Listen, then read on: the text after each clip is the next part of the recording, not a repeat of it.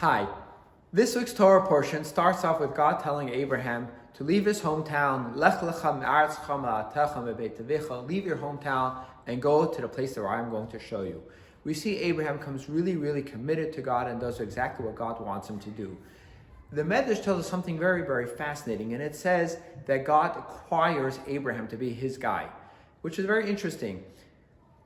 What's it mean to say that God acquired him? I mean, Abraham is his guy. He's committed to him. He becomes the leader of the Jewish people, the first Jew, like we say, and so on and so forth.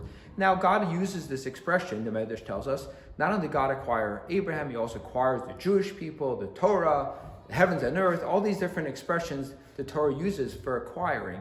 I mean, if God is the creator of this universe and God is the owner of the world, right? He created the world. We just spoke about this 2 weeks ago, the Torah portion, how God creates the heaven and earth, God creates human beings, God creates this world, and so on and so forth. If you are the creator of something, what do you mean you acquire something? You can't buy something that you own, right? We all know that if I own my house and I buy stuff and bring it in, I bring the couch into my house, I bring the food into my house, I don't have to pay for it again once it's already there. I mean, what does it mean to say that God acquired Abraham? So I'd like to explain to you something. You know, we talk about in marriage, which is a funny example of this, but this is what it says, is that we buy our spouses, right? There's a kinyan, an acquiring. But it's very interesting because forget about when you get married. Of course, that's, a technical thing. But many years later, 20, 30, 40 years later, after somebody is married, they still talk about that love that they have for each other. And they're still buying gifts. What are you doing by buying gifts? I mean, at this point in life, why do you have to do that? And the answer is because you're showing the other person how much you love that person. You're acquiring something. You're not buying something new. You're showing that what you have now, 30, 50 years later, you always had. It's not something new that you're acquiring. It's something old. You're showing that nothing has changed, actually, in this relationship. In other words, as follows. What happened is, Abraham was a simple Jew, right? A simple person. And God says, leave your father's house. I'm going to make you into a great nation, right? Go to the land that I'm going to show you. Now, if you and me were given that opportunity for God, our ego would be flying high, right? We became a very simple person. Now we become the leader of the new world, right? We change, we go to a new place. Everybody's following us. It says Abraham had tons and tons of servants and followers and people. He became very famous. But Abraham still remained a very small person in his own eyes. He did not become egotistical. He did not become this, flying high individual. He still remained loyal to God. And God says, such a kind of guy I want to have as my own. And he says the same thing about the Jewish people.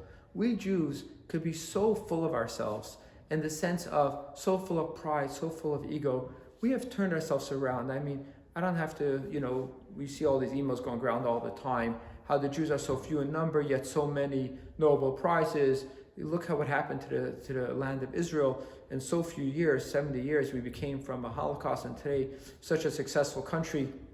It's unbelievable what we've done. But we don't like to do that. We don't like to go around telling the world how great the Jewish people are. Why? Because we're humble.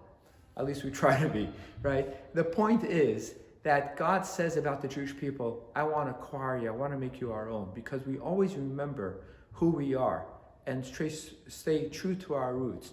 And this is what it is about the Jewish people. Same thing about the Torah. We never forget the root and the source of what the Torah is. The Torah is God's words, right? We don't say it's ours. It's God's. And because it's God's, and because we remember who the Jewish people are, who God is, what the Torah is, and Abraham always remembered who he is, and this we inherited from him, God says, I want this to be mine. And that's what it means to say. Same thing also we all have in our families. If we think about, we have heirlooms and so on and so forth. There's something not materialistic about this materialistic thing. There's something much more spiritual, much more refined. And this is what the Torah is teaching us. And this is what I think, one of the lessons that we have to take from this week's Torah portion. We should not get caught up sometimes in the materialistic aspect of the materialism, but the spiritual aspect of these things that we have. And hold on to that. Not get too caught up in the physicality of something, but in the spiritual aspect of the materialism. So we have to enjoy life and enjoy this world, but at the same time, enjoy the spirituality that exists within this world. Shabbat Shalom.